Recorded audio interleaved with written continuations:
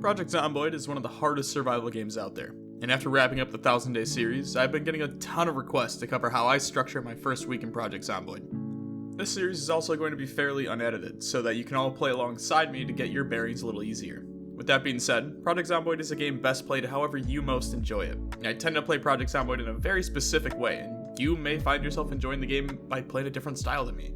That's perfectly fine. Play however you most enjoy the game. There's a reason it's an open world sandbox environment with mod support.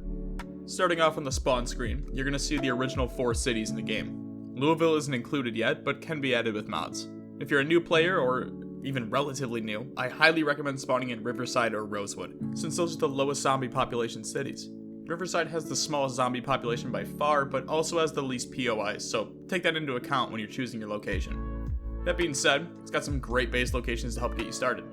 I always prefer Rosewood, since it's a higher risk versus reward dynamic. There's a fire station, a police station, a prison, a grocery store, and 2 gas stations, with the trade-off being more zombies in the area. With all that being said, most people are going to spawn in Muldrow for their first time because it's the first option listed on the screen. For this series, we're going to go with Rosewood since that's where I typically always spawn. It's one of my favorite areas in the game, and I'll try to show off some of the POIs and how I typically spend my first week here. Now onto the occupations and traits. This is a fun one and probably the most controversial section of the entire series. Even in pure vanilla, there are thousands of ways to build your character. I'm going to try and make it as simple as possible for you and break it down to be as beginner friendly as possible so that we can get you into the game quickly. Looking at occupations, for new players, there's 3 that you want to target. Lumberjack, which gives you some starter levels into your axe skill as well as 1 strength point and gives you the Axeman trait, allowing you to swing axes and chop down trees faster. Doesn't sound like much, but a very solid pick if you chose Rosewood as your starting area because of the fire station. Next we have Veteran. While it does give you 2 levels into aiming and reloading with boosted XP gains, the appeal comes from the Desensitized trait, which makes you immune to all states of panic. If you don't know, panic reduces your accuracy, melee damage, and crit damage chance, which, at extreme panic, can drop your damage by 30%. Last occupation to look at is the Burglar, which arguably gives you the most bang for your buck, giving you 2 points in light-footed, nimble, and sneaking, all with 100% boosted XP in those skills. It also gives you the Burglar trait, allowing you to hotwire cars without needing to meet the skill requirements. If you're not sure which you should pick, I like to break it down with the following. Number 1, choose Lumberjack if you're looking to have a little bit more customization with your traits, since it doesn't use any points to start with and still gives you access to the Axeman trait. 2, go Veteran if you're looking for a combat-focused playthrough. The aiming and reloading perks are nice, but the Desensitized trait is arguably one of the best in the game. For the sake of this series, I'm going to go with this for the playthrough. And 3, if you're looking for a very stealth-focused playthrough, maybe trying out sprinters, go with Burglar. For the large boost to nimble, light-footed, and sneaking, it's totally worth it. I'll go over all of these traits in a later video, but for now, all you need to know is that Nimble is incredibly useful once you get it to level 3. On to traits, like I said before, there's thousands of ways to do this in vanilla, so I'm going to show you how I personally like to set up my character. Starting with negatives, it's much easier to gain weight than lose it in Project Zomboid, so I always go with underweight. Traits like slow learner, weak, or deaf should generally be avoided for now. High thirst is basically a free perk since you can stack water bottles, so we'll grab that. Next I like to grab slow reader and weak stomach. If you're playing solo, slow reader isn't an issue because you can speed up time, and for weak stomach, just don't eat rotten food and you'll be perfectly fine. If you want to stack, I also like to go prone to illness. This really only becomes an issue in the winter months from the cold, but can be avoided with some specific items. For personal choice, I like to run Smoker as well, but understand why people choose not to run it. Moving to the positives, we have 13 points to work with, 17 if we went with Smoker. My first recommendation is to grab Keen Hearing. It gives you a much larger perception radius, so you can pick up zombies farther away. Next, I like to go with Cat's Eyes to help you see better at night. Now you can either go Fit or Fast Learner here depending on what you want to roll with.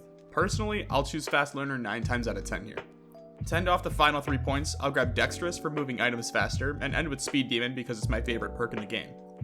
One last tip for customizing your character here. You can stack a shirt and a t-shirt, and then rip one of them when you get into the game so that you have some ripped sheets in case you get injured. Alright, let's get on to the gameplay. Starting off, the first thing I always do is immediately run over to the TV and change the channel to Life and Living TV.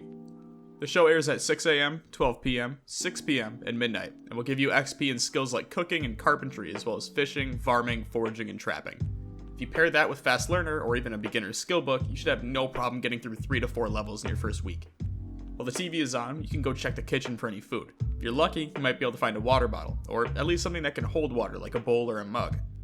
A big point of emphasis for me during the early game is finding ways to put some weight on my character early, since we chose underweight. The easiest way to do that is to eat any perishable foods as you find them, as well as any tubs of ice cream laying around, or butter if you find it.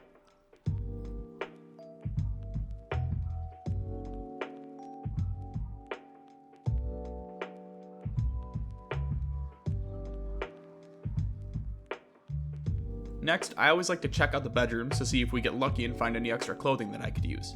In this case, we got super lucky off the jump and found a hoodie and a leather jacket, which are my two most used clothing items of PZ. I like to rip up the other clothing items to use as bandages later on.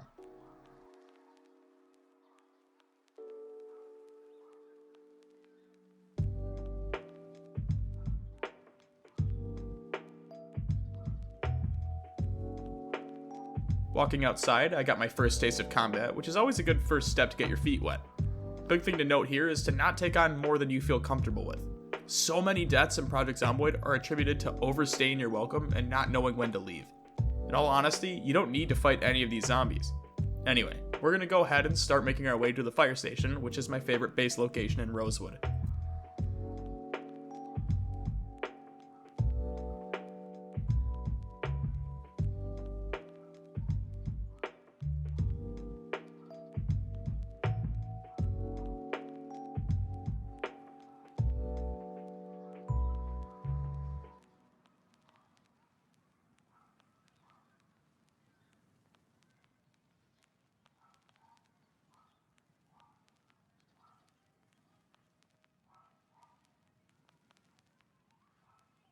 There's typically always a decent amount of zombies hanging out around the parking lot and up against the fencing, so we'll do a quick lap around and see how many we have.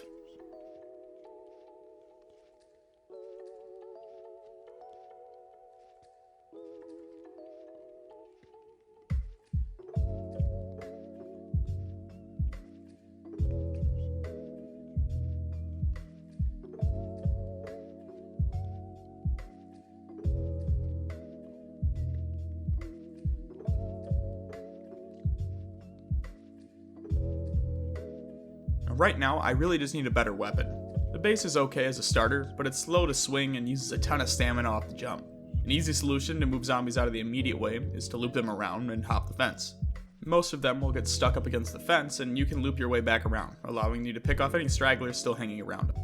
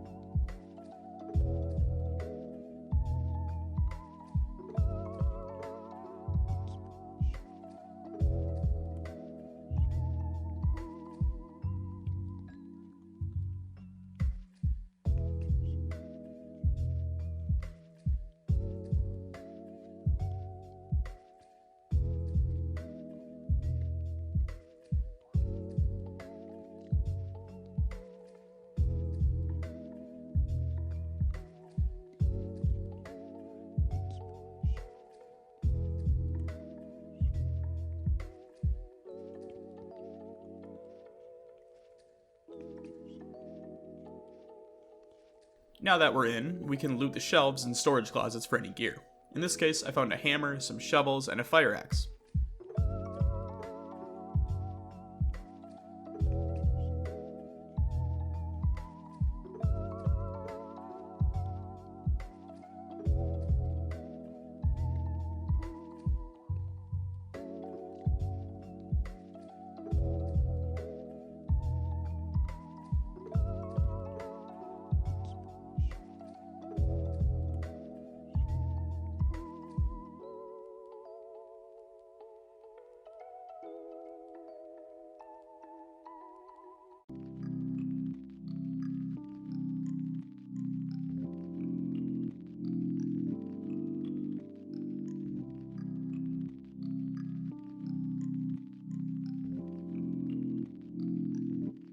Once we make sure the second floor is cleared out, we can drop our loot here and set up a TV for life and living.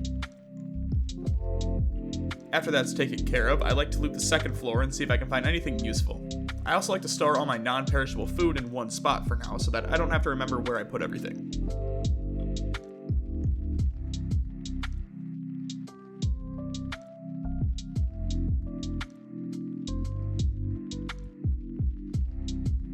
Around this time, I heard some zombies breaking downstairs and headed back down to see how many got in.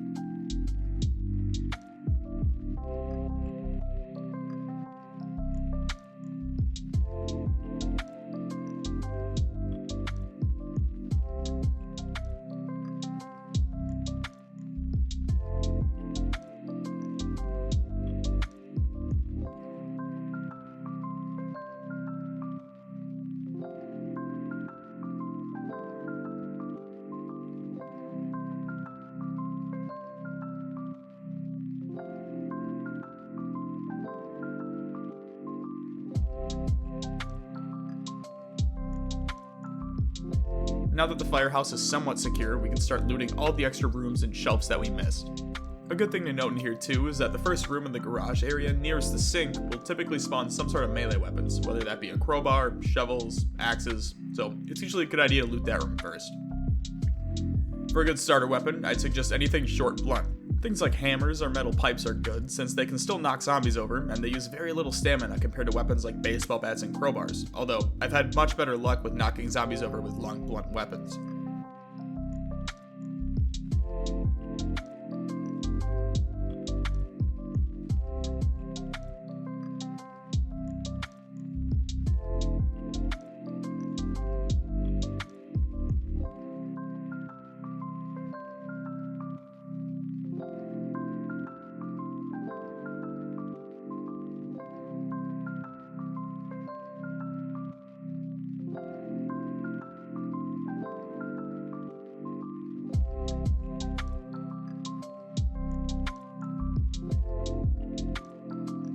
If you're concerned about the lack of defenses in the base, another tip is to grab a second table and place it next to the first upstairs.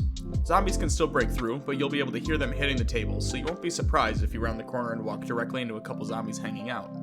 I missed the 12 PM slot, but it's always a good idea to focus your time around the life and living time slots in the first few days. It's not a necessity by any means, but it'll definitely help knock out those early levels and skills that will be incredibly useful later on. While we farm up some free XP, I like to organize my gear into piles based on their uses. I'll typically have one for crafting, medical supplies, food, melee weapons, and books or recipe magazines.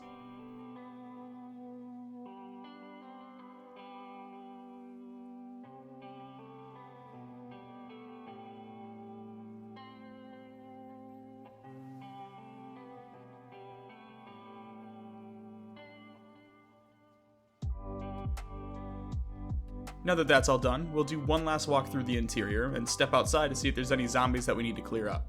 I always like to try and do this on the first day so that we don't get any stragglers trying to break down the garage doors like they're trying to do here.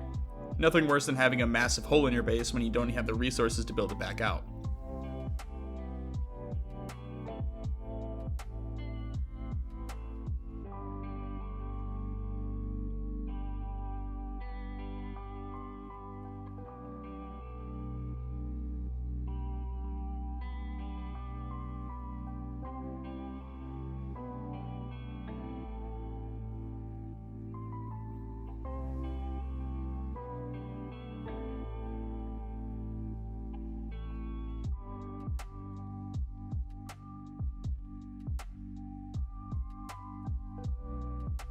Another small thing I like to do is pull zombies into a pile so that I can rip up clothing in bulk.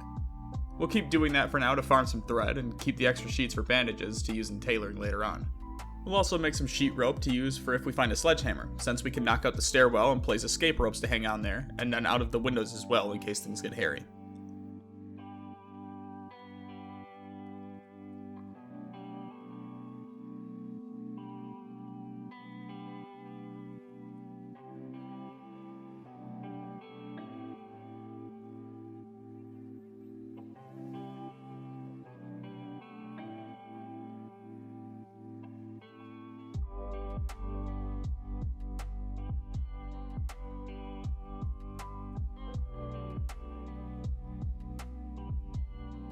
Now all we have to do is light a cigarette to get rid of the anxious moodle, and head off to bed to start day 2.